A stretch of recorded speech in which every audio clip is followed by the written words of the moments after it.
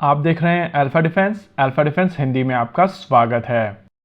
आज के इस वीडियो में हम लोग बात करने वाले हैं भारतीय वायुसेना के लिए बनाए जाने वाले advance medium combat aircraft mark 2 के बारे में। आमका मार्क 2 को लेकर आइडिया है कि जब ये एयरक्राफ्ट बनकर तैयार हो जाएगा उसके बाद से भारत बाहर से किसी भी तरीके का एयरक्राफ्ट अक्वायर नहीं करेगा। इस एयरक्राफ्ट के साथ में सबसे क्रूशियल टेक्नोलॉजी यानी कि इंजन टेक्नोलॉजी भी भारत अक्वायर करने की कोशिश कर रहा है। और कल ही एक मेन स्ट्रीम मीडिया आउटलेट की तरफ से क्लेम किया गया था कि आमका मार्क 2 के इंजन को लेकर चीजें आगे बढ़ी हैं। इस वीडियो के साथ में हमारा आइडिया है कि चीजों को हम लोग बेहतर एक्सप्लेन करें ताकि आपको करंट सिचुएशन सही तरीके से समझ में आए। यहाँ पर हम लोग एम्फसाइज कर रहे हैं कि किसी भी मीडिया आउटलेट को हम लोग यहाँ पर टारगेट नहीं कर रहे हैं और इस वीडियो का आइडिया केवल कॉम्प्लेक्सिटी को एक्सप्लेन करना है। कल एक रिपोर्ट आई थी जिसमें कहा गया था कि आमका के लिए बनाए जाने वाले जेट इंजन को लेकर साफरान और भारत के बीच में डील नेक्स्ट स्टेप में पहुंच चुकी है और ये सीसीएस से केवल 2 स्टेप पीछे है। देखिए, सुनने में ये न्यूज काफी इंटरेस्टिंग लगती है, लेकिन अगर आप DAP 2020 पढ़ेंगे तो आपको समझ में आएगा कि यहाँ पर कोई भी बदलाव नहीं हुआ है। बस क्योंकि यहाँ पर एक रिपोर्ट दी जानी थी, इस वजह से एक रिपोर्ट क्रिएट की गई।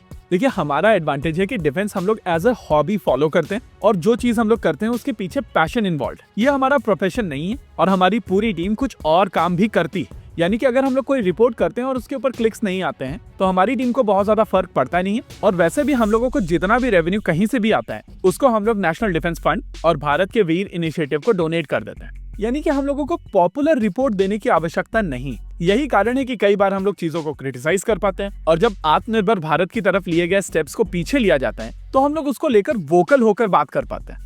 इंजन डील की करंट सिचुएशन को समझने के लिए आपको DAP 2020 समझनी पड़ेगी। DAP 2020 के हिसाब से भारत में किसी भी सिस्टम को अक्वायर करने के लिए 9 स्टेप्स लगते हैं। पहले स्टेप का नाम है आइडेंटिफिकेशन ऑफ नीड, यानी कि जरूरत को आइडेंटिफाई करना। ये जरूरत अलग अलग तरीकों से आइडेंटिफाई हो सकती है।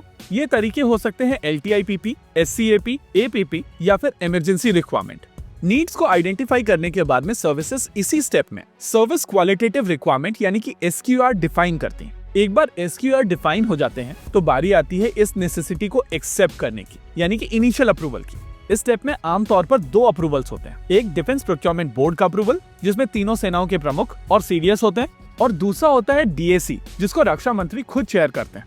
वैल्यू के हिसाब से कुछ चीजों को लेकर आपको DAC तक नहीं जाना होता है और चीजें DPB में ही अप्रूव हो जाती हैं। 300 करोड़ तक का प्रोक्योरमेंट हेडक्वार्टर और DPB अप्रूव कर सकते हैं। 300 से 2000 करोड़ तक डिफेंस मिनिस्टर ही अप्रूव कर सकते हैं और 2000 करोड़ से ज्यादा का प्रोक्योरमेंट DAC के पास जाता है। इसके बाद नेक्स्ट स्टेप होता है RFP का और उसके बाद चौथा स्टेप होता है टेक्निकल इवैल्यूएशन और ट्रायल्स का।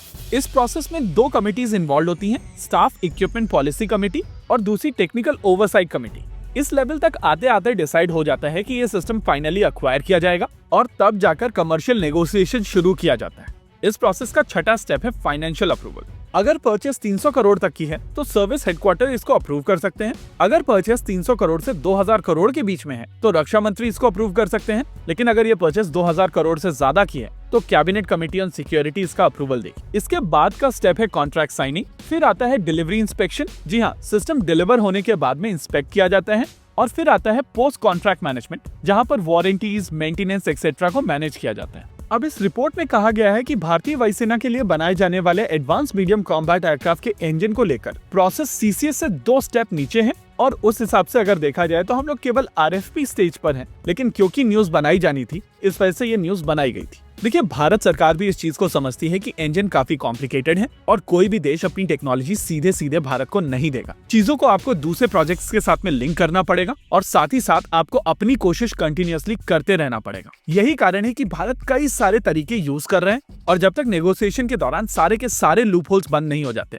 तब तक आप नेक्स्ट स्टेप पर नहीं जा सकते। हर एक मेकर की तरफ से यहाँ पर कोशिश की जाएगी कि आपसे पैसे लिए जाएं लेकिन टेक्नोलॉजी ना दी जाए। ये स्कैम भारत के साथ में पहले भी हो चुका है और इसी वजह से भारत सरकार हर एक कदम फूक फूक कर रख रही है। होप यहाँ पर चीजें क्लियर हुई होंगी। इसी के साथ आज के इस वीडियो में रखते हैं केवल इतना ही। वीडियो को अंत तक देखने के लिए धन्यवाद। देखते रहिए अल्फा डिफेंस। जय हिंद।